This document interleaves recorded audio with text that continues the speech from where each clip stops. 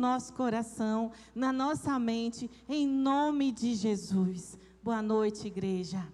Paz seja convosco. Abra sua Bíblia no livro de Lucas, capítulo 5. Hoje nós estamos no primeiro elo do Projeto de Vida 2021, o ano do avivamento. Eu quero que você abra a sua Bíblia no capítulo 15. Você que está em casa nos acompanhando, você também pode abrir a sua Bíblia aí. Se você não está com a sua Bíblia, ouça a palavra do Senhor, que ela vai trazer edificação para você. Em Lucas, livro de Lucas, capítulo 15, nós vamos ler do 11 ao 24, amém? A Bíblia diz assim: Jesus continuou. Um homem tinha 2 filhos. O mais moço disse ao seu pai: Pai, quero a minha parte da herança. Assim ele repartiu sua propriedade entre eles. Não há muito tempo depois, o filho mais novo reuniu tudo o que tinha e foi para uma região distante. E lá desperdiçou seus bens, vivendo irresponsavelmente. Depois de ter gasto tudo, houve uma grande fome em toda aquela região e ele começou a passar necessidades. Por isso foi empregar-se com um dos cidadãos daquela região, que o mandou para seu campo, a fim de cuidar de porcos. Ele desejava encher o estômago com as vagens de alfarrobeira, que os porcos comiam, mas ninguém lhe dava nada. Caindo em si, diga comigo, igreja, caindo em si, ele disse: quantos empregados de meu pai têm comida de sobra, e eu aqui morrendo de fome? E eu me porei a caminho e voltarei para meu pai, e lhe direi: Pai, pequei contra o céu e contra ti. Não sou mais digno de ser chamado teu filho. Trata-me como um dos teus empregados. A seguir, levantou-se e foi para seu pai. Estando ainda longe, seu pai o viu, e cheio de compaixão correu para seu filho, o abraçou e o beijou. O filho lhe disse: Pai, pequei contra o céu e contra ti. Não sou mais digno de ser chamado teu filho. Mas o pai disse aos seus servos: depressa, tragam a melhor roupa e vistam nele. Coloquem um anel em seu dedo e calçados em seus pés. Tragam um novilho gordo e matem-no. Vamos fazer uma festa e alegrar-nos, pois este meu filho estava morto e voltou à vida. Estava perdido e foi achado. E começaram a festejar o seu regresso. Glória a Deus. Pode se assentar, igreja. Glória a Deus. Irmão, semana passada, se você não estava aqui, eu vou te dizer. Nós falamos sobre consciência espiritual. E o que é isso, pastora? Eu só vou passar uma reprise para você que não estava aqui. Consciência espiritual é a capacidade... Consciência espiritual é a capacidade de analisar nossa própria vida e o que acontece à nossa volta num prisma espiritual. Entender que o que está acontecendo está relacionado a questões espirituais. A palavra de Deus constantemente chama o povo para analisar seus comportamentos a fim de entenderem o porquê de certos resultados. No livro de Ageu, nós temos um exemplo que eu falei e comentei semana passada. No livro de Ageu, o povo passou por uma perseguição, e esse povo, eles pararam para se organizar devido à perseguição. E quando a perseguição passou, esse povo voltou a reconstruir suas casas, e deixou o templo do Senhor para depois. Aí o que foi que Deus fez? Deus trouxe o profeta para trazer uma palavra de alerta. Diz assim: vocês estão comendo, mas não se fartam. Estão se vestindo, mas não se aquecem. E tudo que plantam não prospera. O Senhor deu um alerta seguinte: vocês estão cuidando das coisas de vocês, mas as minhas estão sem cuidados. Então, por isso, não estão prosperando. Então, às vezes, está acontecendo alguma coisa na sua vida, na família, no trabalho, na sua saúde, e você só consegue analisar isso no âmbito físico, no âmbito natural. Você não consegue ter o discernimento do que está acontecendo no mundo espiritual. não consegue ter o discernimento se aquilo não tem a ver com o mundo espiritual. E foi isso que nós trabalhamos no primeiro elo. Nós somos cristãos. Tudo começa no mundo espiritual. Tudo começa no governo de Deus. Se você quer convidar alguém para vir para Jesus, você tem que começar a orar para quebrar as cadeias. Você tem que começar a orar para aquela pessoa ter entendimento do que ela está fazendo, do que ela vai receber no altar, do que esse livro é capaz. Então, nós precisamos ter esse discernimento em nossa casa, no nosso casamento. Se você é solteiro, nos relacionamentos, com quem você está se envolvendo, o que você está fazendo, porque você e eu temos os nossos planos, mas Deus tem os dele. E você sabe qual é os que prosperam, igreja? Os planos do Senhor. Esses planos prosperarão. E aí o Senhor nos traz uma história muito poderosa, a história do filho pródigo. E é nítido a falta de discernimento desses filhos. Não só de um, mas dos dois, mas eu vou falar do segundo no final. É nítido a falta de entendimento espiritual, de discernimento que estava na vida desse filho pródigo. E nós lemos toda a história. E eu quero começar falando... Olhe para esse rapaz, o filho pródigo, como exemplo de falta de quê? De consciência.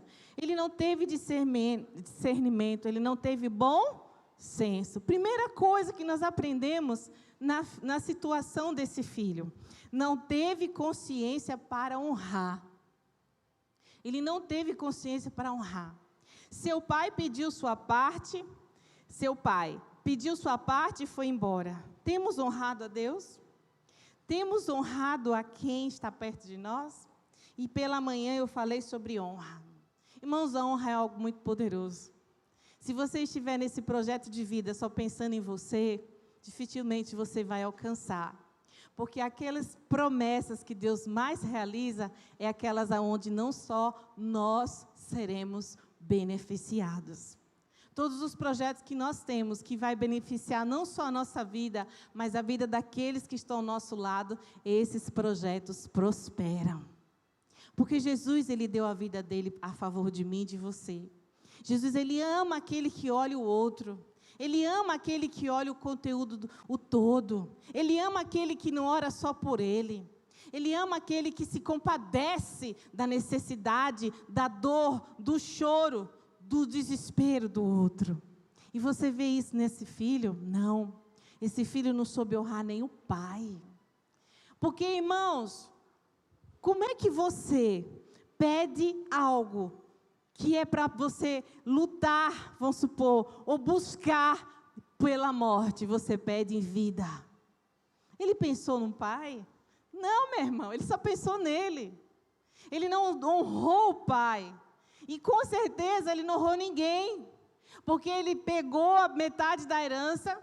A Bíblia não diz que o pai dividiu em 3, o pai dividiu em 2 e deu a metade para ele.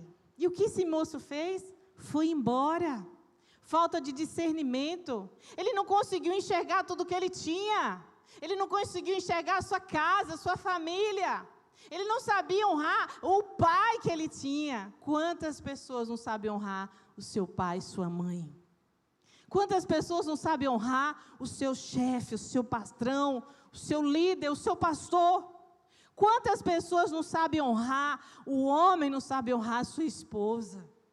A esposa não sabe honrar o seu marido. O pai não sabe honrar o filho ou a filha. E a mãe também. Então, quando numa família falta honra, começa tudo a dar errado. Primeira coisa que esse filho não tinha, ele não sabia honrar o seu pai. Ele não tinha consciência disso. Segunda coisa que ele não tinha consciência para discernir as pessoas à sua volta. Irmãos, quando aquele menino saiu de casa, ele pegou sua herança. E a Bíblia diz que ele saiu e gastou tudo de forma errada. Não importa como ele gastou, ele não sabia nem administrar. Ele não viu que o pai dele passou talvez a vida inteira para juntar ou para montar aquele patrimônio. Ele só pensou nele.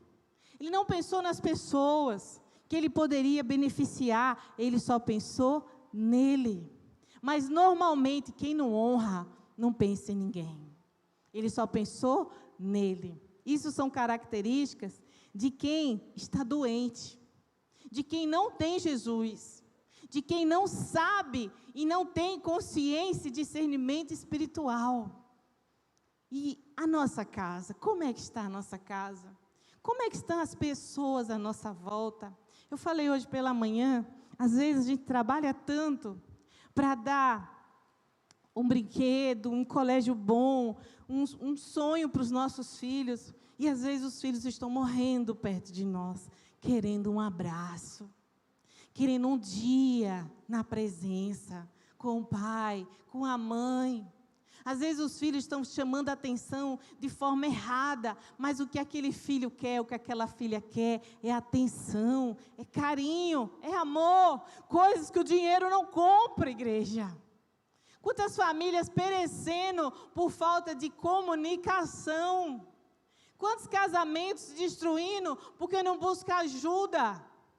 Porque um se fecha no seu eu e acha que está certo e não pensa no que está do lado, que não está bem, que precisa de ajuda. Irmãos, esse filho não pensou em ninguém. Eu vou deixar meu pai, eu vou deixar meu irmão.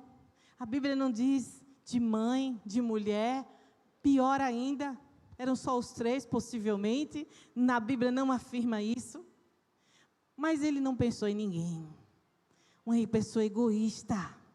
Quantos filhos agem assim? Às vezes a mãe não pode nem no Natal chamar a família inteira, porque há uma rixa entre os filhos, há uma briga. Há sempre um que se vitimiza. Há sempre um que nada está bom. Por mais que o pai e a mãe façam, nada está bom. Por mais que o marido faça, nunca está bom. Por mais que essa mulher se desdobre, nunca está bom para esse homem. E essa família, irmãos, está bem? Não, essa família está doente. Olha, por isso que é chamado, né, filho pródigo.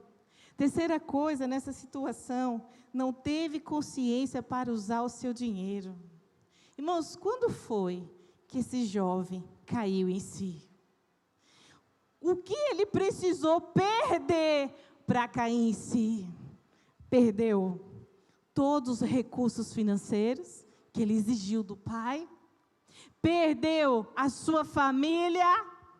Quantas pessoas perdendo tudo? A saúde, a família, o casamento, a igreja, porque não quer mudar. Porque quando começa a precisar de se submeter, essa igreja não serve mais para mim. Esse pastor está se metendo muito na minha vida. Essa mulher está pensando que ela é quem? Esse homem está pensando que ele é quem? Meu pai está pensando que ele é quem? Olha aqui o filho pródigo. Você acha que esse moço se comunicava com o pai? Não, igreja, porque se ele tivesse comunicação, antes dele fazer essa burrada de pedir herança e sumir, ele tinha conversado com o pai. Você vê a atitude desse homem no final, como ele era bondoso, igreja. Como ele era um pai amoroso. Você vê no final que nós vamos falar, quando esse filho volta, você não vê um homem revoltado? Você não vê um pai exigente? Você não vê um pai passando na cara tudo que ele levou, tudo que ele perdeu, tudo que ele destruiu da família? Não, você vê um pai acolhedor. Então, se esse filho tivesse buscado esse homem, antes de pedir a herança e sair, com certeza ele teria um bom conselho. Com certeza as trevas não destruiriam essa herança, essa família. Quantas pessoas que às vezes perdem tudo, perdem a saúde, perdem o casamento, perdem o ministério. Por quê? Porque quer fazer do seu jeito. Meu irmão, se você não veio para se submeter à palavra, as coisas não vão mudar. Porque Deus, Ele só opera naquilo que você se submete. Naquilo que você obedece. Mas essa palavra, ela é rica. E ela tem algo poderoso. No versículo 17, quando nós lemos, e eu pedi para vocês ler comigo, e ele caiu em si. E agora você vai ver a parte mais bonita. Quando uma pessoa cai em si, ela passa a ter o quê? Discernimento espiritual. Ela passa a entender o mundo espiritual. E ela começa a reconhecer quem ela é, quão pequenos somos, quão dependentes precisamos de Deus todos os dias, como necessitamos da infinita misericórdia de Deus, como nós precisamos da graça do Senhor Jesus. E eu gosto de falar que a partir do momento que ele caiu em si, primeira coisa que aconteceu, ele teve consciência, ele descobre que os outros têm o que ele poderia ter muito mais. Versículo 17. Abra aí a sua Bíblia, se você não abrir, eu vou ler para você. Caindo em si, ele disse: quantos empregados de meu pai têm comida de sobra e eu aqui morrendo de fome? Quando foi que esse moço percebeu que os empregados do seu pai eram melhor tratados do que ele? Quando ele não tinha o que comer. Quantas pessoas, igreja, só voltam para Jesus ou só vêm para Jesus quando não tem mais nada para perder? Quando está no fundo do poço, quando não tem mais nada, não tem mais família, não tem mais saúde, não tem mais casamento, não tem mais amizade, o ministério já afundou. Por quê? Porque não ouve, não é sensível ao mundo espiritual, não tem consciência das coisas de Deus. Deus usa pessoas, Deus usa louvores, Deus fala através de sonhos, Deus fala através de profetas, mas pessoa que não tem discernimento espiritual, ele não ouve. E pior, viu? Fica com raiva, fica irritado. Por que você acha que esse pai não tentou falar com esse filho? Meu filho, por que você quer herança agora? Meu filho, o que te falta aqui dentro? Meu filho, para onde você vai? Meu filho, manda notícias para mim. Ou você acha que ele saiu e o pai não pediu nada disso? Você acha que o pai falou, quer ir? Vá. Não, meu irmão. Esse pai não tem essa característica. A Bíblia diz que quando esse menino voltou, ele estava de longe, avistando. Com certeza aí, esperando. E quando foi que esse filho caiu em si? Quando foi que ele teve discernimento, consciência espiritual? Quando foi que foi avivado? Quando ele reconheceu que os empregados do pai eram mais bem tratados que ele estava. No poço, no fundo do poço, igreja. Mas eu quero te dizer que Deus, Ele pode entrar nas entranhas da terra para te buscar. Não tem lugar nessa terra que Deus não vai para te buscar. Deus não tem nada que o impeça de agir. Mas entenda, você tem que reconhecer o Senhor. Segunda coisa que nós vemos nessa palavra, versículo 17 ainda, com consciência ele descobre o que perdeu. Irmãos, é tão bonita essa palavra. De manhã eu chorei muito quando eu estava falando, porque quando eu leio, é como se eu visse aquelas pessoas que saíram da igreja, voltando. Jesus com braços abertos, esperando para te dar o anel, que significa autoridade da família, para te botar vestes limpas, para ninguém te acusar do seu passado, para te abraçar, para te acolher, para dizer, eu estou aqui, eu sempre te esperei. Ele nunca desistiu de você. Mesmo você revoltado, você triste, você abatido, eu estava aqui te esperando, filho meu. É isso que eu vejo nessa mensagem, irmãos. Um Deus de braços abertos, esperando a sua igreja. Esperando você que estava confuso, que estava indeciso, que saiu da igreja por causa de homens. Por causa de uma situação. Mas o que foi que Deus te fez? Deus já te deixou? Deus já não te ouviu? Não. Homens decepcionam, abandonam. Pais, maridos, filhos, mas Deus não. Deus não abandona ninguém.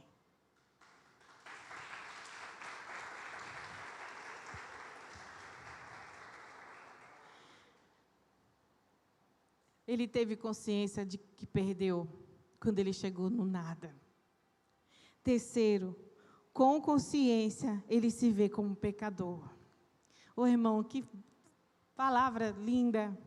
Quando ele voltou para o seu pai, ele disse, pai, não precisa me receber como filho. Eu quero ser considerado seu empregado. Porque nesse momento, ele viu o que ele fez com o pai. Ele viu como ele agiu de forma errada. Ele viu o quanto ele foi egoísta. Por isso que ele disse, pai, eu só quero voltar. Eu só quero estar de volta no nosso lar. Não precisa me dar nada mais, não. Irmãos, quando nós reconhecemos os nossos pecados, a nossa vida muda. As pessoas à nossa volta, o valor delas muda. Um filho que saiu sem olhar para trás, hoje bem pedir para o pai, só me recebe. Eu reconheço o que eu fiz com o Senhor. Eu reconheço as minhas falhas. Eu reconheço que eu não devia ter feito, pai. Só me recebe, Senhor. Irmãos, quando nós reconhecemos quem nós somos, quanto nós precisamos de Deus para ser transformados, ali começa a libertação verdadeira. Não venha me dizer que você está liberto sem você confessar. Eu disse de manhã, não deixe nada dever para ninguém. Aquelas pessoas que você feriu, que você magoou, situações não resolvidas, irmãos, em nome de Jesus, antes de chegar o próximo ano, resolva essa situação. Se você precisa pedir perdão, peça perdão. Não deixe portas abertas. Não haja como o filho pródigo. O que foi que esse jovem fez? Primeiro ele teve discernimento. Depois ele reconheceu o que ele perdeu. Depois ele reconheceu o que ele fez para as pessoas que cuidaram dele. Depois ele pediu perdão. Nós precisamos, irmãos, fechar as portas, as brechas abertas. Se você machucou alguém, se você está ferido com alguém, se tem alguma coisa mal resolvida, se tem alguma coisa nesse casamento que precisa ser dita, em nome de Jesus, primeiro, fale com Deus. Peça perdão ao Senhor. Busque direção com consciência espiritual. Não deixe nada a dever para ninguém, irmãos. Entre o ano que vem, com sabedoria, debaixo de bênção. Não adianta você ficar escrevendo e não ter atitude. Não adianta você ficar escrevendo e o orgulho te dominar. Não, eu não vou pedir perdão porque eu fui a vítima. Eu sei. Mas o perdão não é porque o outro merece. É porque você merece ser liberto. Você merece se distanciar daquela pessoa no mundo espiritual. O perdão não significa que você vai voltar às amizades, que você vai voltar a confiar. Não, ninguém é bobo, irmãos. O perdão vai fechar o vínculo no mundo espiritual que você tem com essa pessoa. O perdão é libertação. E só perdoa quem está com o coração curado. Se você passou por um processo dolorido, comece a pedir essa graça ao Senhor Jesus. Não faça porque o pastor está falando, faça de verdade porque você entende que precisa ser liberto. Não olhe para o que o outro vai falar, para o que o outro vai julgar, agora vai achar que estava certo. Não importa. Faça o que tem que ser feito. Porque de Deus também ninguém se zomba. Não pense que você pedir perdão, o que os outros te fizeram vai ficar por menos. Não. Existe um justo Deus. Existe um advogado fiel que vai tomar frente dessa causa. Mas você não vai ter porta aberta. Deus, Ele cuida. Deus, Ele está vendo. Deus é justiça. Você pode ter certeza que o mal que semearam sobre sua vida vão colher. Mas você não vai ficar com isso para você. Então, não passe para o ano que vem devendo nada a ninguém. Não passa para o ano que vem devendo carinho, amor, conforto. Meu irmão, por que esse filho voltou? Porque ele reconheceu que a sua casa, até os empregados, tinham o que ele não tinha naquele lugar. Você imagine quando ele caiu em si e ele pensava, meu Deus, o meu pai sempre me deu o melhor. Meu pai me deu tudo que eu pedi até hoje, e esse é o erro de muitos pais. Dá tudo que os filhos pedem. Fica mimado, egoísta, só pensa em si, no seu umbigo. Aí quando o pai e a mãe falam não, o pai e a mãe não prestam mais. Primeira coisa que não faz é honrar. Pais, em nome de Jesus, se posicione, mas também ame. Também deita junto e abraça. Também diz que eu amo você.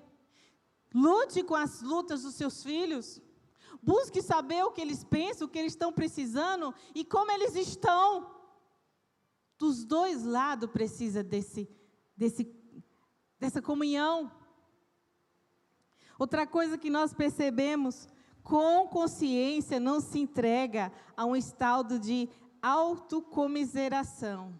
Levantar-me-ei. Irmãos, quando esse jovem voltou, a Bíblia diz que o pai o avistou de longe. E aí o pai falou, meu filho está voltando, prepara um novilho, o mais forte, o mais cevado, prepara uma festa, vamos o receber com toda a honra, com toda a glória, vamos preparar o melhor, porque o meu filho estava morto e reviveu, e voltou para os meus braços, e a Bíblia diz que ele abraçou, com certeza ele abraçou e beijou, e cheirou o cheiro do seu filho. Só sabe um pai e uma mãe o valor de um filho, igreja. E você é filho de Deus.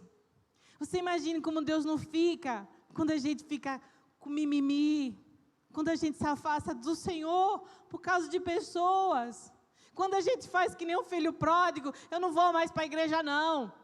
Eu não vou mais fazer isso não. Você imagine como Deus fica. Porque Deus nunca fez nada de ruim para nós.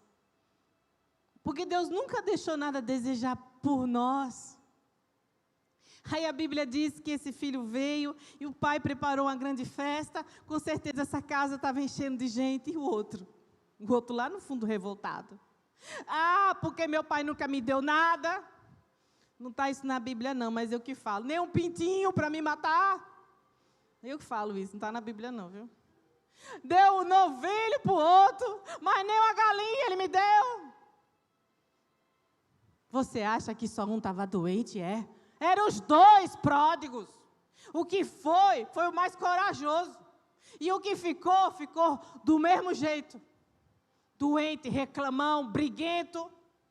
E olha a atitude desse pai. Foi lá, abraçou, acolheu.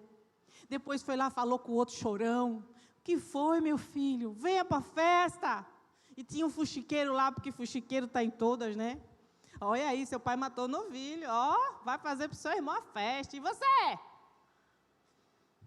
Quando alguém chegar e ficar buzinando essas coisas no seu ouvido, repreenda, sai daqui, Satanás, porque precisa se converter, meu irmão, você está dando um favor a essa pessoa, sai daqui, Satanás, porque ninguém vem trazer palavra de conforto, mas de miséria, de confronto, está assim, irmão.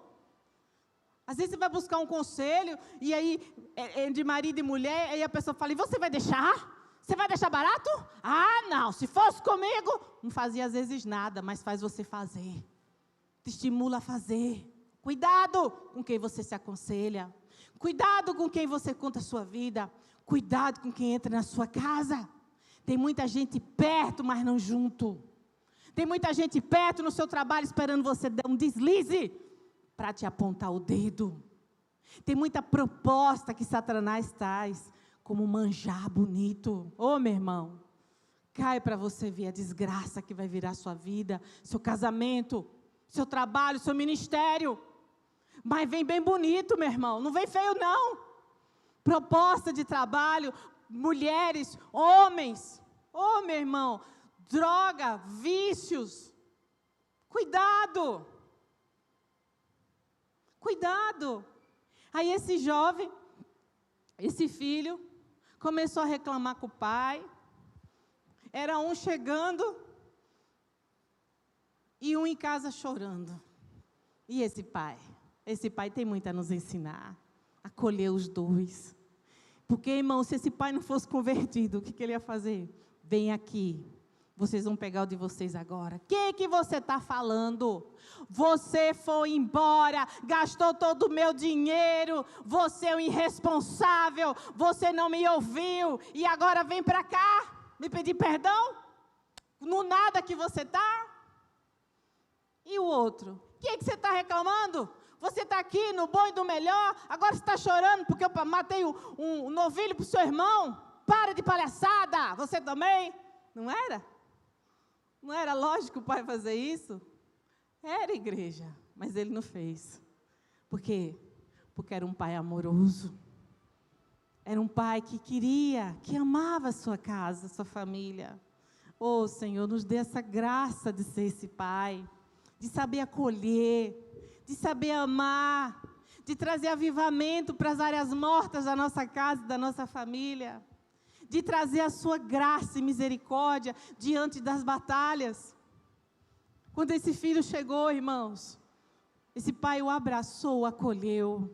Assim, quando nós nos desviamos do caminho do Senhor, que a gente volta para a igreja, existe um pai acolhedor, doido para te cheirar, doido para te abraçar, doido para te dar um novo tempo, um novo governo na sua vida, doido para dizer: um tempo novo chegou, o tempo do avivamento chegou, e tudo vai ressuscitar aquilo que morreu. Oh, irmãos, em nome de Jesus. Em nome de Jesus.